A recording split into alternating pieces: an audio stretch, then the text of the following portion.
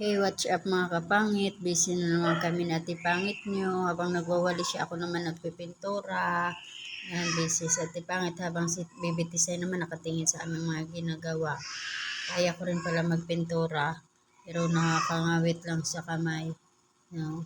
Bilis ko rin pala kumilos magpintura. Oh.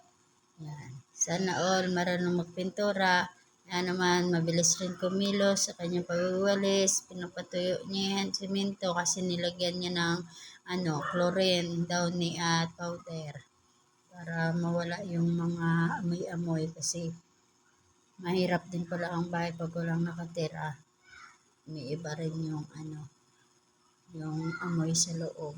Yan. Patingin-tingin din ako sa aking ginagawa. Kung mayroon tong dapat lagyan ng pintura. Si Pangit naman, magaling yung kanyang paa, matibay sa lamig, nakayapak, pinapasuot ng tsinelas. Mahal daw yung tsinelas kaysa sa paa niya. Bilis magwalis, oh. Sana all, maya tuyo na yan kasi may electric pa na nakatutok. Yan, nakaupo na ako, sa baba na ako nagpipintura. Nakakangawit din pala sa kamay, grabe. Pero yung mga pintor, ang galing-galing nila. Yan. Sige rin ng walis yung isa kasi may natitira pang tubig. May tubig pa natira. Kaya tinatanggal niya, nilalagay niya sa dustpan. Para matuyo. Yan.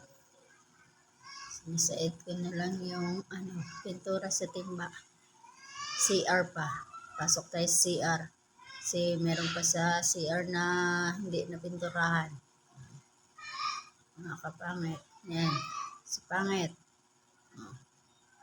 Ayan naman ang aming Baby Tisay. Sarap din ng piling. Naka-electric pan pa. Tisay na. Sarap ng piling yan. Kasi malawak daw yung kanyang pagtakbuhan. Ang galing ng Pangit. Diba yan?